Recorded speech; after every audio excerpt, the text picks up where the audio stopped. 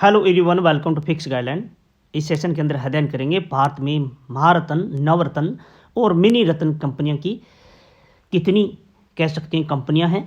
तो शुरू करते हैं इस सेशन को, और ये भी बात करेंगे कि ये महारत्न कंपनियां कितनी हैं और इनकी स्थापना कब हुई। ठीक है ना। तो टोटल अपन ये महारत्न और नवरत्न की कंपनी हैं वो टोटल इस सेशन के अंदर अध्ययन करेंगे। तो सबसे पहले महारत्न जो कंपनियां हैं वर्तमान के अंदर 13 है, नवरत्न 16 है, मिनी रत्न 68 है।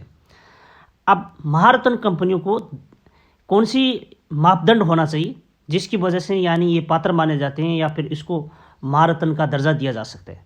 तो सबसे पहले कंपनी को नवरत्न का दर्जा प्राप्त होना चाहिए, यानी ये होना चाहिए तभी महारत्न बनेगी। इसके बाद में कंपनी को सेबी नियमों के तहत, तो सेबी क्या है, सेबी की स्थापना होती है 1988 के अंदर, 12 अप्रैल 1988 के अंदर, मुख्यालय मुंबई। ठीक है ना।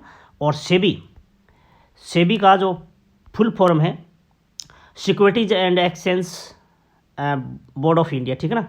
तो ये इनकी फुल फॉर्म है, तो ये भी एडिशनल आप याद कर लेना।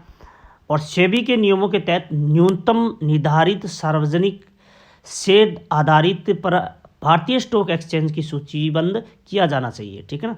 तो यानी स्टॉक एक्सचेंज में सूचीबद्ध होना चाहिए सेबी के नियमों के तहत। यानी पिछले 3 वर्षों के दौरान कंपनी का औसत कारोबार कितना होना चाहिए, वार्षिक कारोबार कितना होना चाहिए, 25,000 करोड़ रुपये से अधिक होना चाहिए। और 3 वर्षों के दौरान कंपनी की औसत वार्षिक शुद्ध संपत्ति 15,000 करोड़ से अधिक होनी चाहिए। तो ये शर्त अगर किसी में रखता है, कोई भी कंपनी रखती है, तो उसे महारत्न का दर्जा प्राप्त किया जा सकता है। अब बात कर लेते हैं कि महारत्न कंपनियां कौन कौन सी है। तो 13 कौन कौन सी वो कंपनी है। तो सबसे पहले भारत हेवी इलेक्ट्रॉनिक्स लिमिटेड, और इसके बाद दूसरी है भारत पेट्रोलियम कॉरपोरेशन लिमिटेड, तीसरी कोल इंडिया लिमिटेड, भारतीय गैस प्राधिकरण निगम लिमिटेड यानी जिसे गेल कहते हैं, Hindustan petroleum corporation limited, Indian oil corporation limited, राष्ट्रीय ताप विद्युत निगम, तेल एवं प्राकृतिक gas Nigam, power grid corporation of India, steel authority of India limited, power finance corporation, ग्रामीण विद्युतीकरण निगम लिमिटेड, ऑयल इंडिया लिमिटेड। तो ये कुल मिलाकर ये 13 कंपनीज हैं, और इसको अपन एक एक करके पढ़ते हैं कौन सी कंपनी की स्थापना कब हुई और इनका मुख्यालय कहाँ है और क्या काम करती हैं। तो सबसे पहले भारतीय हेवी इलेक्ट्रॉनिक जो कंपनी है ये भारतीय उद्योग मंत्रालय के अंतर्गत आती हैं। यह भारत हेवी इलेक्ट्रॉनिक कंपनी सार्वजनिक क्षेत्र की महारत्न कंपनी है। इनकी स्थापना हुई थी 56 के अंदर, मुख्यालय दिल्ली के अंदर है। और ये क्या चीज़ बनाती हैं, तो इंजीनियरिंग एवं विनिर्माण क्षेत्र में ये निर्माण करती हैं। अगली कंपनी है भारत पेट्रोलियम कॉरपोरेशन लिमिटेड यानी कोल इंडिया लिमिटेड। भारत सरकार में कोयला मंत्रालय के अंतर्गत आता है और 80% कोयला ये उत्पादन करती है। इसकी स्थापना 1975 के अंदर और मुख्यालय कोलकाता में है। Gas authorities of India limited, तो ये जो कंपनी है ये gas authority of India limited Bharat सरकार के पेट्रोलियम और प्राकृतिक गैस मंत्रालय के अंतर्गत आता है। ये भी सार्वजनिक क्षेत्र की कंपनी है।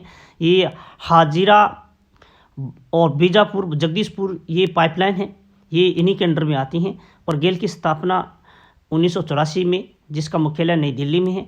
और गेल क्या क्या काम करती हैं, यानी कौन कौन सी परियोजना इसमें शामिल है। तो पेट्रोकेमिकल और हाइड्रोकार्बन या पेट्रोलियम परिवहन या नवीनीकरणीय ऊर्जा, विद्युत ऊर्जा आदि विभिन्न परियोजनाओं में ये शामिल है। अगली कंपनी है हिंदुस्तान पेट्रोलियम कॉरपोरेशन लिमिटेड।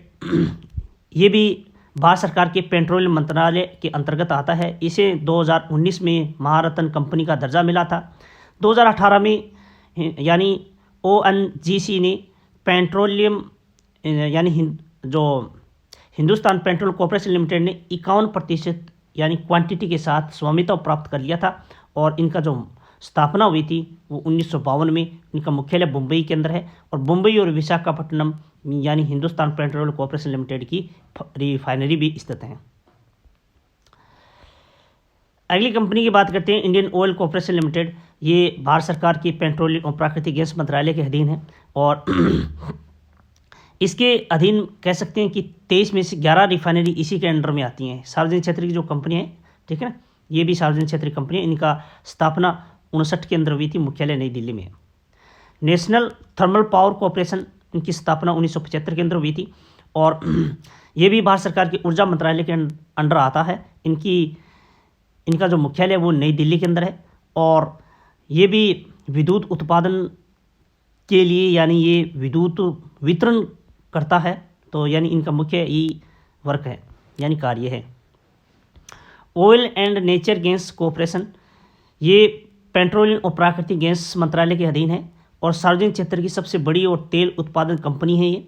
और इसके साथ साथ यानी ये देश में जो उत्पादन का कुल क्रूड ऑयल का 70% और नेचुरल गैस का 84% उत्पादन करती हैं। स्थापना 1956 के अंदर और मुख्यालय नई दिल्ली में है।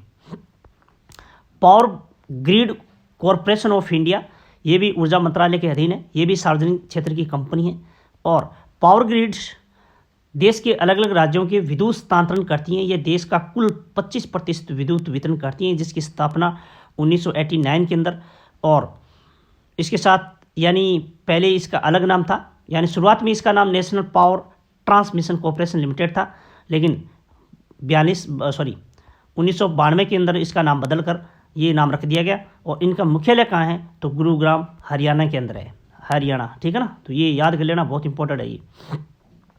Steel authority of India limited ये जो इस्पात मंत्रालय के अंदर आता है और भारत की सबसे बड़ी स्टील कंपनी मानी जाती है। सेल की जो स्थापना हुई थी 1973 के अंदर हुई थी और इनका मुख्यालय नई दिल्ली के अंदर है।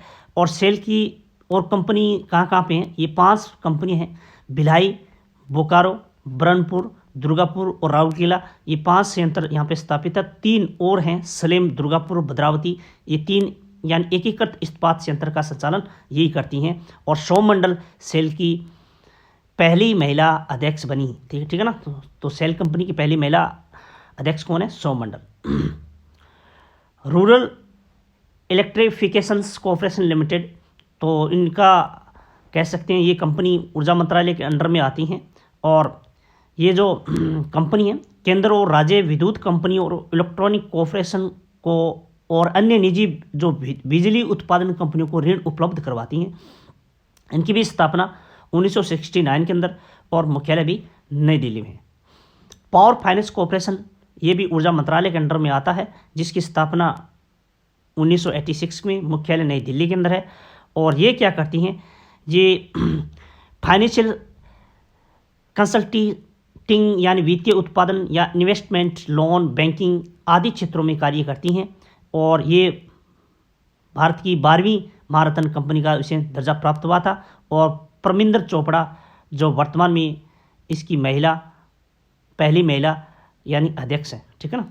तो ऑयल इंडिया लिमिटेड कंपनी की अगर बात करें तो ये भी पेट्रोलियम एवं प्राकृतिक गैस मंत्रालय के अधीन आता है, जिसकी स्थापना 1959 को हुई थी। इनका मुख्यालय असम के अंदर और दुलियाजन में है। और 23 में ऑयल इंडिया लिमिटेड देश की 13वीं महारत्न कंपनी का दर्जा प्राप्त हुआ, ठीक है। अब बात करते हैं वर्तमान में 16 नवरत्न कंपनियां कौन कौन सी हैं। तो पहली कंपनी है Bharat electronic limited, Mahanagar telephone Nigam limited, Hindustan aeronautics limited, Rashtriya Khanij Vikas Nigam limited, national aluminium company limited. अगली Rashtriya Ispat Nigam limited, shipping corporation of India limited, Neyveli lignite corporation limited, container corporation of India, engineers India limited, Rashtriya Bhavan Nirman Nigam limited और ONGC Videsh limited, Rashtriya chemical एवं fertiliser limited, rail Vikas Nigam limited, Indian railway construction या फिर international limited और rail India technical and और economic service limited. तो ये कुल मिलाकर कितनी कंपनियाँ, 16 कंपनियाँ हैं, ठीक है ना। तो ये 16 कंपनियाँ किस प्रकार की कंपनी है, तो नवरत्न टाइप की कंपनियाँ हैं। और भारत में मिनी रत्न की कंपनी की अगर बात की जाए तो मिनी रत्न जो योजना की जो शुरुआत होती है वो 1969 में होती हैं। और ये इनके अलावा इसका जो मुनाफा कमा रहे अन्य उद्योगों को प्रोत्साहन देने के लिए कुछ शर्तों के साथ वित्तीय संचालन या प्रबंध संबंधित स्वायत्ता देकर मिनी रत्न की शुरुआत हुई है। वर्तमान में ये कंपनी कितनी है, 68।